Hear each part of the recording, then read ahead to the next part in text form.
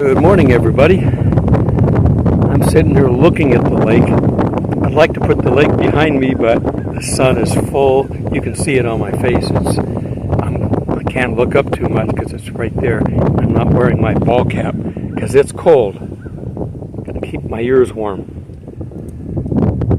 The kitty was in the tent next to me, but I had to put him over in the car because he was whining. He could hear me out here and he wanted to be part of it. No kitty today unless I put a closing bit with him. I might do that at the very end. Anyhow, I'm going to take a break from looking up the Old Testament, New Testament references to Jesus because I enjoy it, but it's almost like reading the phone book sometimes. It's interesting, but it's hard to go back and forth. It was hard just to put it together, let alone have you guys follow along. At some point in time, I may, if I ever get back into a permanent structure, is put these into documents that I can actually share. I could probably do it here, but I don't really have the place to put everything. So, anyhow. So we're going to get back into looking at the end times that we're in. Since that's basically my theme, I've got to refresh that once in a while.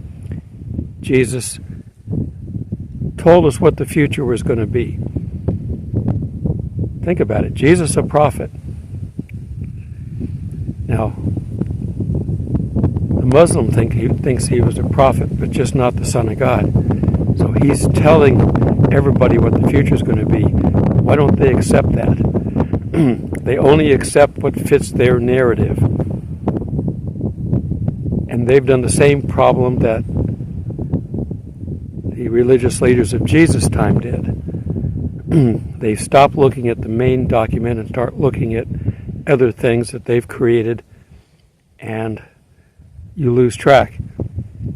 And I watched one guy who was an expert on it. He used to be a Muslim and he switched, became a Christian, and started documenting it. And I think he said there was like 100 or 200 different versions of the Quran, and they got together and sat down and figured out which one was the most popular, and that's the one they voted to be the real one, so they didn't have to deal with public opinion. Smart, yet dumb. In any case, we're going to take a look at what Jesus had to say in Matthew 24. You've heard it 1,000 times, I'm sure. But just, we'll point out some stuff that we know now, and we're going to take a look at the future according to Jesus. Matthew 24:1. And Jesus went out from the temple and was going on his way, and his disciples came to him to show him the buildings of the temple. If you ever get to Jerusalem, go see the museum of what everything was supposed to look like. They have a 3D structure of what everything was looking like back then, including where the temple was and everything. Now, we don't have to have all of that for the new temple, but John measured it, so it will be there, and they're ready to build it. Okay.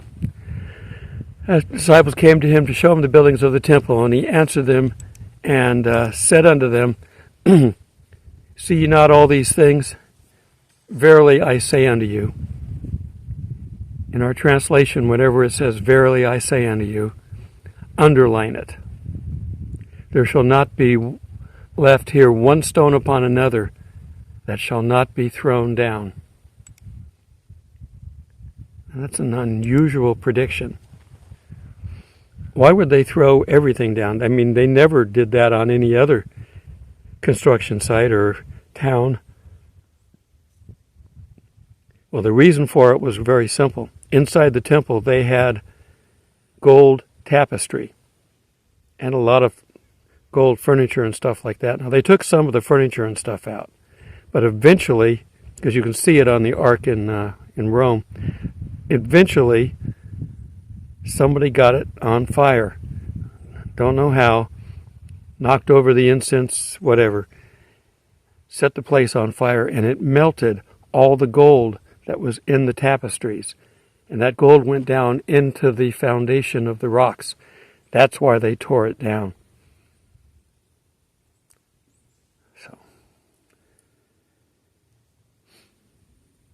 And so now, as he's gone on to the Mount of Olives, and as he sat on the Mount of Olives, the disciples came to him privately, saying, it's unusual for him to be privately away from everybody, but apparently not everybody liked his little secluded spot, I guess.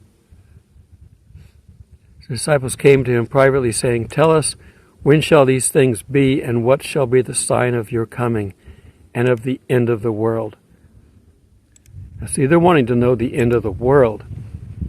Jesus talked to them about the temple coming down, and that was only 30 years, 40 years in the future. But he didn't really touch on that. He's talking about our time, and we can tell that by all the things that are parallel to our time now. And the first century Christians were hiding. They were being persecuted beyond belief, almost to extinction. First into the second. So this isn't the time that he's talking about. For many shall come in my name, saying, I am the Christ, and shall lead many astray. Nobody wanted to be Christ in the first and second century. And you shall hear of wars and rumors of wars. See that you're not troubled, for these things must come to pass, but the end is not yet. Well, there's been a gazillion wars, more than we can count. Well, more than we can count without taking my shoes off. Since this time, I'd have to have a couple people with me, I think, and take all of us taking our shoes off. Because there's been war in the Middle East forever. For nation shall rise up against nation, kingdom against kingdom, and there shall be famines and earthquakes in diverse places, places where they are not normally found. Now, have we seen this? I don't know. Are we seeing it? It's possible. But these are things, but all these things are the beginning of travail. The word there, or the beginning of sorrows, is another word. Basically, birth pains. Birth pains lead up to a birth. And they end at the birth. We have the birth in Revelation 12. And then the rapture. Then shall they deliver you up unto tribulation. We have the tribulation time. That's what they call the 70th week of Daniel. And shall kill you, and you shall be hated of all nations for my name's sake. The world wasn't very big back in Jesus' time. None of the Americas and Canada had been discovered yet. Some people thought the earth was flat. And like I said, if it was flat, the cats would have knocked everything off. So that ought to have been proof. And then shall many stumble, and shall deliver up one another, and shall hate one another. We've had civil wars. We had our own civil war, where brother fought against brother. That was sad. And many false prophets shall arise, and shall lead many astray. Just think of how much pride is involved in pretending to be a prophet of God. And because iniquity shall be multiplied, the love of many shall be cold. All the hate that's out there, you have to pull away from it. It's hard to be in it. I don't know how Jesus did this, where he could go out with the sinners and manage, but in the evening he'd go find a secluded place and get with the Father. So I guess that's the clue. You've got to spend enough time with God to be able to handle it. But he that endureth till the end shall be saved. And this gospel of the kingdom shall be preached in the whole world for a testimony unto all the nations, and then shall the end come. So it's got to be preached around the world. Until this time, that was impossible. Within the last 100 years, there was no way. Even after World War II, they'd run across, like in the islands, they'd run across a Japanese soldier who thought the war was still going on, and they had to convince him that it wasn't. Communication is not good around the world until now. And Elon Musk is making it even more practical. And they just got approval to have cell phone service through the satellites. Text at first, but eventually everything through your, right now it's T-Mobile in the United States, and there's some other countries have their own other networks that are going to be part of it. So, to place us in time, assuming all the stuff that we just talked about is before the middle of the 70th week, Jesus is going to put us right in the middle of it. When therefore you see the abomination of desolation, which was spoken through the prophet Daniel, standing in the holy place, let him that readeth understand. So when you see the Antichrist and whatever his abomination is in the holy place, because now he has to have the temple, so the temple has to be built during the first 14 verses. See, he's skipping over a lot of stuff. And the fact that he's talking about the abomination in the temple, this didn't happen at the destruction of the temple in 70 AD. This is referring to our future temple coming that will have the Antichrist in it. Then when that happens, let them that are in Judea flee into the mountains. Let him that is on the housetop not go down or take out anything from the house. Let him that is in the field not return back to take his cloak.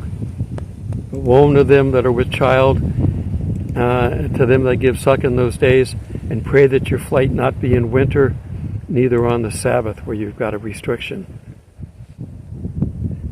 And there shall be a great tribulation. We're talking after the abomination. If you read in Revelations, it talks about that. I'm hoping that where I've got my phone hidden, it's not too bad with the wind. I didn't bring the microphone again. I'm absent-minded. And except those days had been shortened, no flesh would have been saved. But for the elect's sake, those days shall be shortened. And I also didn't bring my drink. And if any man shall say to you, here is the Christ, or there he is, believe it not.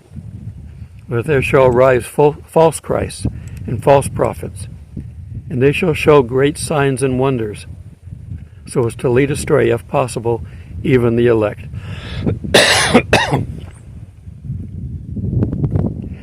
One more cough and I'll go get my drink. Now behold, I have told you beforehand. If therefore they say unto you, behold, he is in the wilderness, do not go forth. Behold, he's in the inner chambers, believe it not. For as the lightning cometh forth from the east, and is seen even to the west, so shall the coming of the Son of Man be.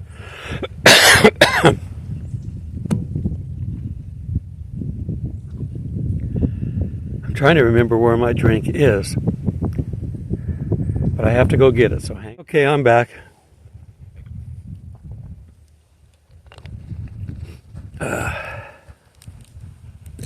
Let's see, where was I? Lightning, coming of the Son of Man. So we're going to see him coming in the sky.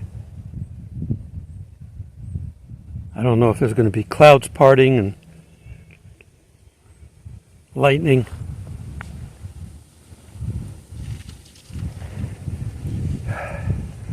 Our bicycle rider, I heard her radio. She rides for her health around the park a couple of times, 3 or 4 times. She's all bundled up though, because it's cold. Okay. Continuing on in 28, wheresoever the carcass is, there will be eagles to be gathered, or vultures, or crows, or whatever. But immediately after the tribulation of those days, the sun shall be darkened, and the moon shall not give her light, and the stars shall fall from heaven, and the powers of the heaven will be shaken. You can find this in Revelation 6.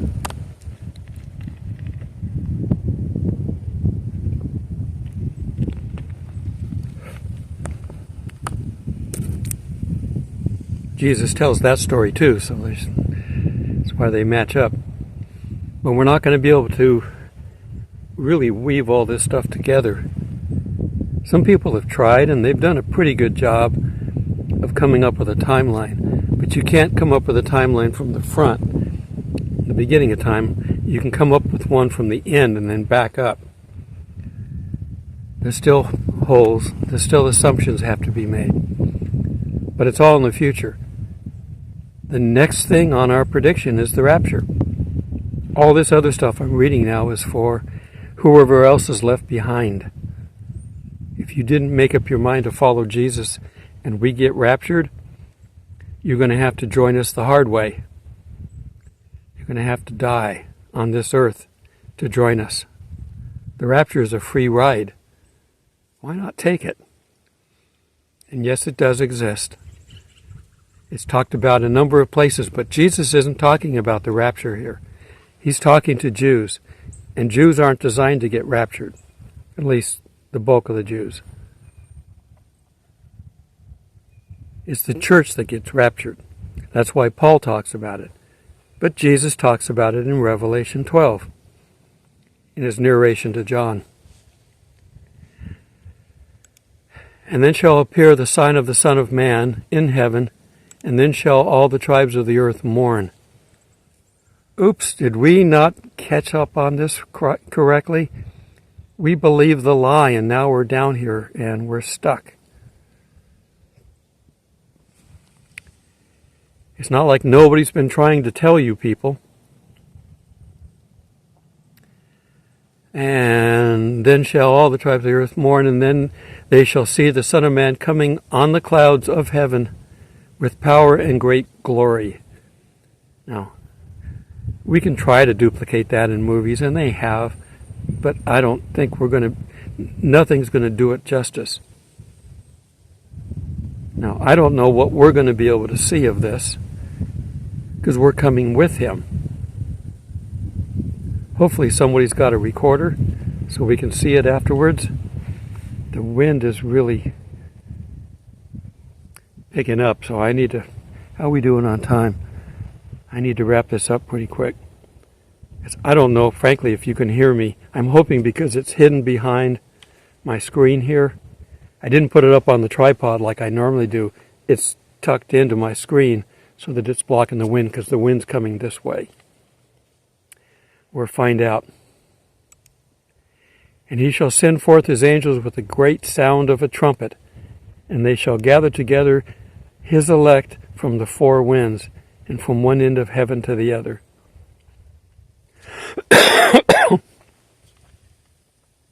So the elect are going to all be together.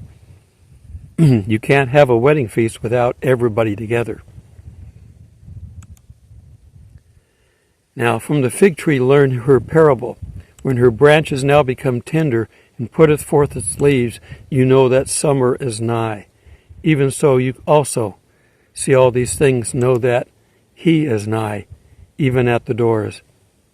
Verily I say unto you, underline this generation shall not pass away till all things be accomplished.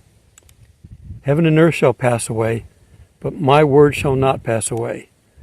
Now, no one knows the day or the hour of his return, not the rapture, his return. But of that day and hour no one, not even the angels in heaven, neither the Son, but the Father only. Now this is Jesus down here. I'm going to assume when he goes to the Father that he now knows, because he's not down here to tell us.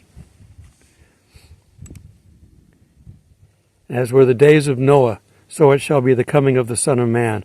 For in those days, which were before the flood, they were eating and drinking, marrying and giving in marriage, until the day Noah entered the ark.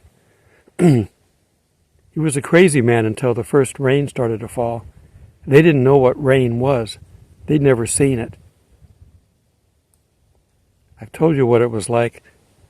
All moisture around the earth, blocking the sun.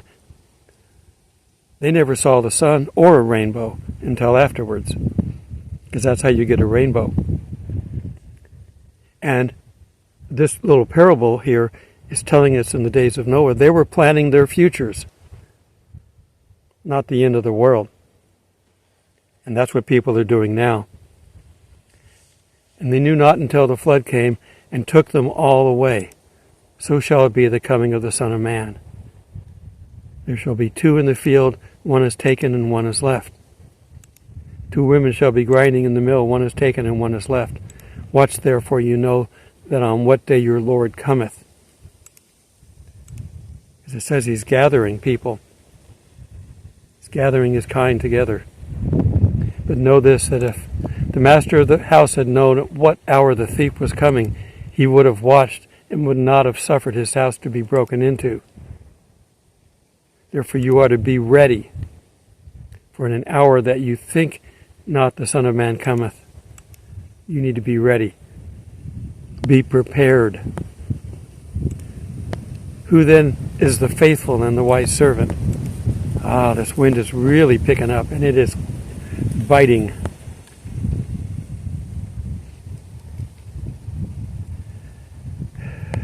Who then is a faithful and wise servant whom his Lord has set over his household to give them their food in due season? Blessed is the servant whom the Lord has when he cometh, shall find him so doing. Find him serving, doing things for God when he arrives. Now, that applies to us for the rapture, but it also applies to the people left behind. The Christians should be doing things. And the Christians can include Jews or Muslims. If you can be a Christian from whatever your original religion was, it doesn't matter. Christianity is its own unique thing.